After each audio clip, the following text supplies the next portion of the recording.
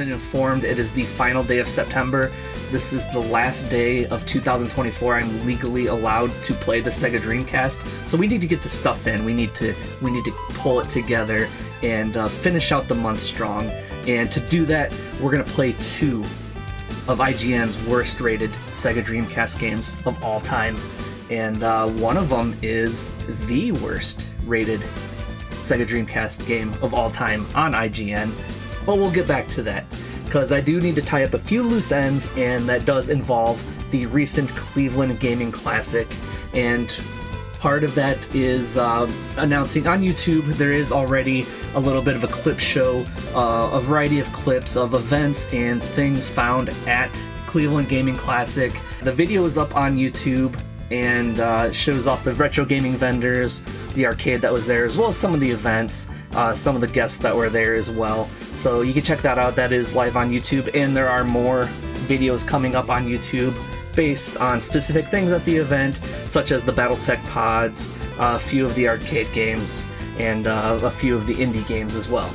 So, but we did, to cap all that off and to kind of finish my coverage on Cleveland Gaming Classic, go over the pickups that I had. And this was, I can't remember the last event where I've picked up so many games. I've walked away from a lot of recent events picking up only magazines, but I have a small stack of games here this time. And then one of them is the lowest rated IGN Dreamcast game as well. That's kind of launched this entire premise. I've been kind of meaning to pick this up for a while, but we found an import copy, and this one is NBA. In the US it's called Give and Go, and this one has the subtitle Winning Dunk, which is awesome. But this is based off the Konami arcade game Run and Gun, which was a favorite between my friends and I, because it was a 4-player cabinet, and so it was 2 players per team, and it had a dual setup where you played on 2 separate screens and 2 separate control panels. So it was a really cool cabinet. It was not quite like NBA Jam, where they had the crazy dunks and you could foul and everything, but it was still really fast-paced, really good arcade basketball action. So I've always kind of wanted to see how that would translate to the Super Nintendo version, and so this will help me out. NES pickup, Data East. We have just a cheap copy of Karate Champ. I haven't been too serious on NES collecting lately. It's kind of what spurred my collection in 1999, was recollecting a bunch of NES cartridges. But I've cooled down on it over the past handful of years, especially because the prices have ballooned up so much with the retro bubble. But this one, like lately, I've been picking up a few games specifically because my dad used to play them with me. That's why I picked up Operation Wolf a few months back, and Karate Champ was one of those games. My dad was actually, for a short time, like really into the Kung Fu movies when they had the big boom of bringing over the movies from Asia over to the US, and he was a big fan of those, so he got a little bit into Karate Champ. It was something he used to play with me, and he actually bought the NES cartridge to play it with me for a little bit, so it's just kind of a sentimental buy. Next one, I actually hadn't seen this before, and in seeing the cover, couldn't pass it up. Another Konami game, a mini game based video game. We have Muscle Ranking Volume 1, and this you can see on the back, it has a variety of sports-based mini-games and will compete for the best muscle ranking. I'm guessing it's a little similar to Konami made the Bishi Bashi series, which does recently on the YouTube channel. From my trip to the arcade, got to play Bishi Bashi Channel for the first time, and that was the one that introduced the spinning green button from the Musica cabinets. So that was an interesting find at the arcade and really fun to play. So, but I want to check out that PlayStation game with its crazy muscle theme. Next up, as I've alluded to before, I'm a little bit of a 3DO fan, and found a booth that was selling there's not many booths that sell 3DO items, so you kind of have to pick and choose, but when people decide to vend 3DO, they usually have some pretty good stuff. This one from Hummingbird Soft, we have from the Ghost Hunter series. I think this is like the Black Mask or something like is the title. But this is based on a series. There's a Super Famicom called Super Famicom game called La Place Nommée, I think is the title of it. It's a horror series, and it's RPG based. If you play it, it'll remind you a lot of Sweet Home on the Famicom, but it's for the Super Famicom. And I think this is treated as the third game in that series of games. So I'm probably going to be totally lost trying to play through this one, but it is an RPG game, and it has tons of, you can try to see like these little middle sections here, lots of FMV of the enemies approaching and stuff like that. So I think if I can manage that one, that would be a pretty cool play. Next, for the US PlayStation, a game that's been on my list for quite a while, needed to fill this in a collection. I believe this is the only game I had left to get all of the mainstream games in the series, but we have Kagero, which is Deception 2 by Tecmo, and this is the follow-up to Tecmo's Deception, the first-person game where you run around and set traps to trap enemies. And the first game is pretty infamous based on its themes, but this was the follow-up. For the PlayStation, I've always had Part 1 and 3. I even have Trapped on the PS2, and I have Deception 4 on the PS Vita. So I think, like, really all I need now is there's a bit of a director's cut of Deception 4. And to my knowledge, that's really the only other US game I need to get for the series, unless I really want it to be complete and get the PlayStation 3 version of Deception 4. But we'll cross that bridge when I get to it. And it was interesting to note that on this game, it seems like the price dropped on this game from 1 year ago. Before, it was selling at least $70. In some cases, it would sell at $80 and $90 for a complete copy, but now it's fallen between the $40 and $50 range, so I guess the timing worked in my favor, and I don't mind paying $40 for this one, because it was something that was pretty high on my wanted list.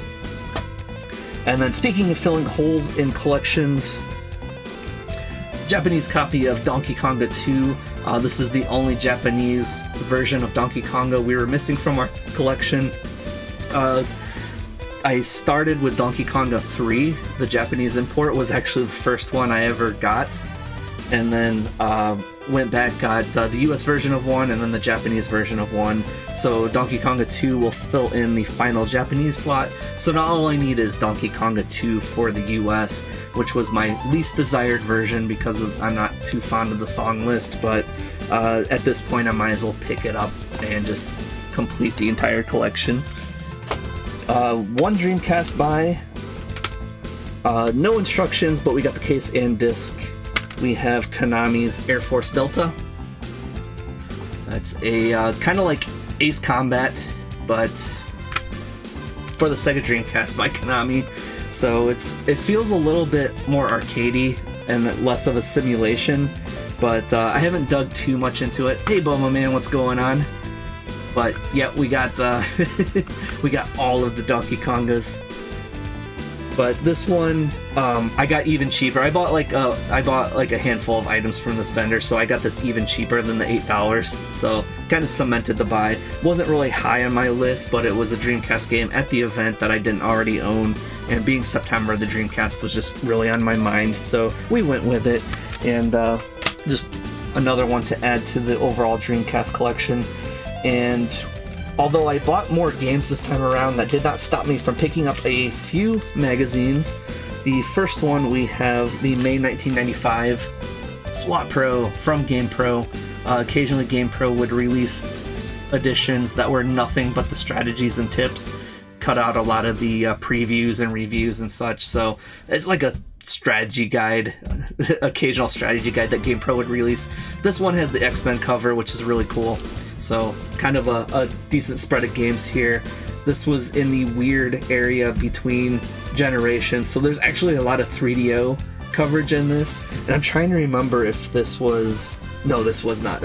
I looked at a magazine recently that covered the new one, but that was an EGM issue.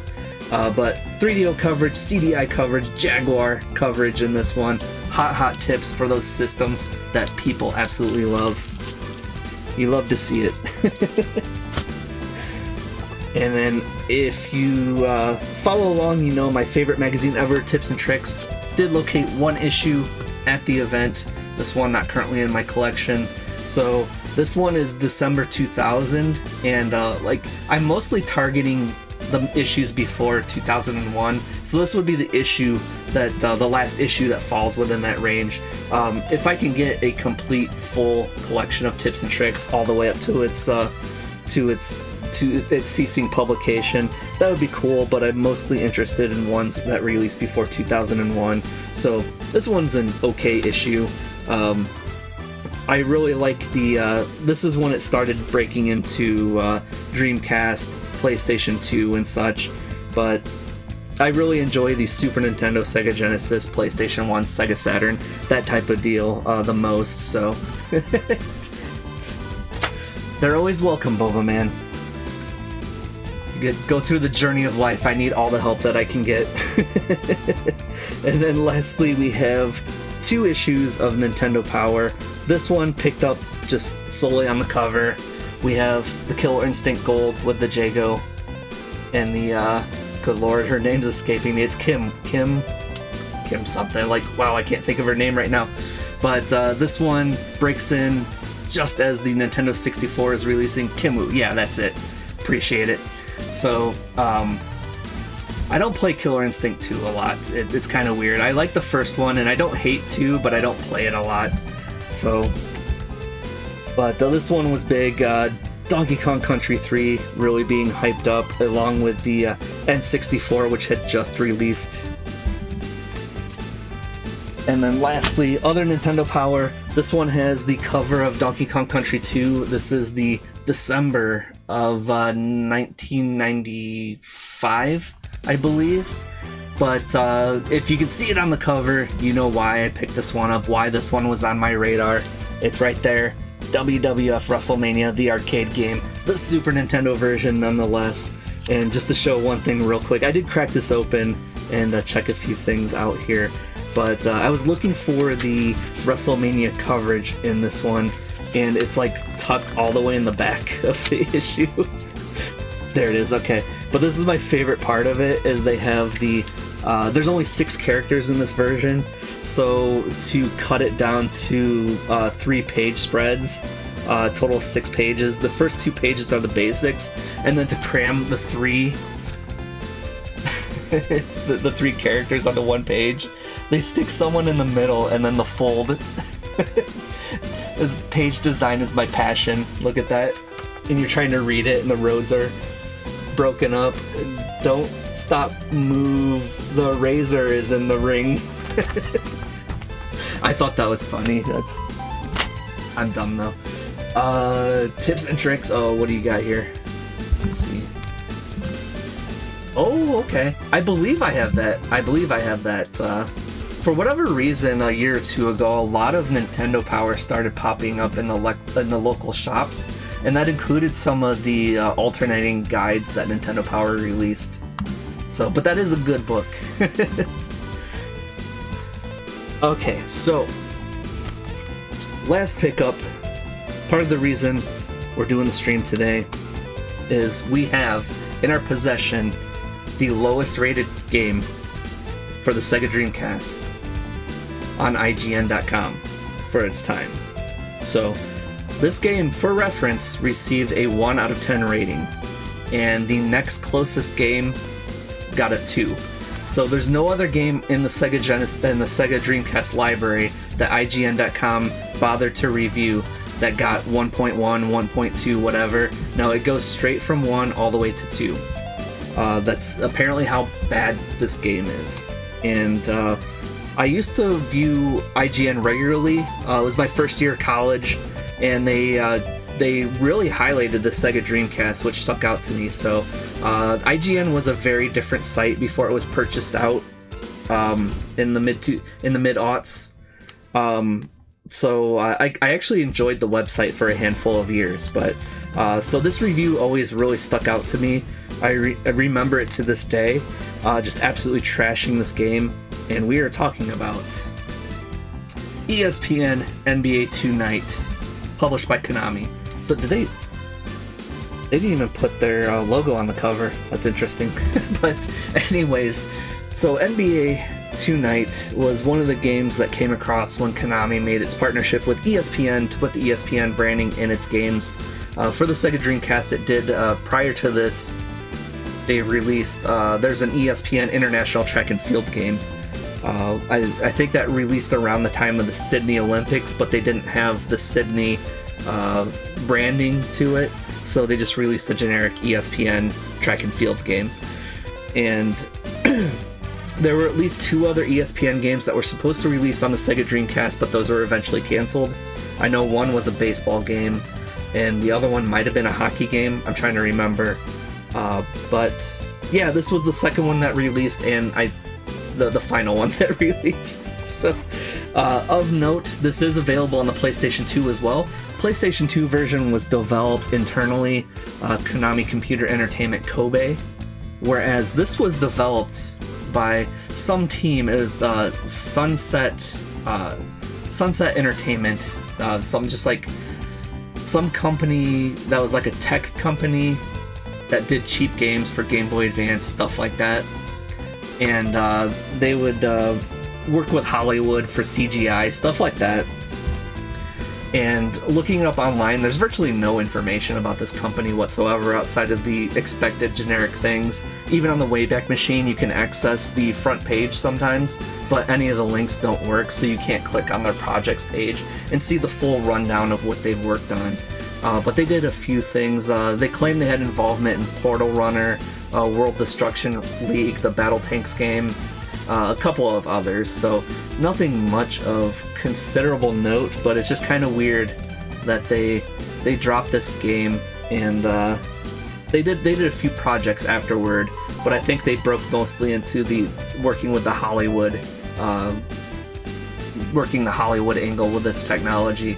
So I don't know. It's don't know what to think of this. I fired it up to make sure that it worked, so I don't have a ton of experience on this, but we're trying to get into this, see what we think of it. Did it really deserve IGN's lowest review score